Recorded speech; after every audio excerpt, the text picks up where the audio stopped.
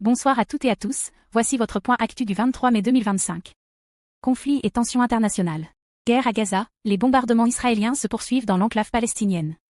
Israël a annoncé l'entrée de plus de 100 camions d'aide humanitaire jeudi, tandis que l'OMS appelle à la compassion pour Gaza.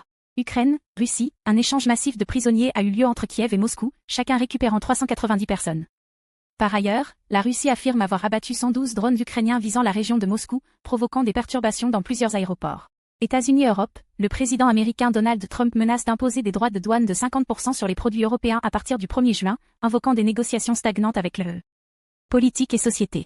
Affaire Harvard, l'administration Trump qualifie de « frivole » la plainte de l'université Harvard contre l'interdiction d'accueillir des étudiants étrangers, soulignant les tensions croissantes entre le gouvernement et les institutions académiques.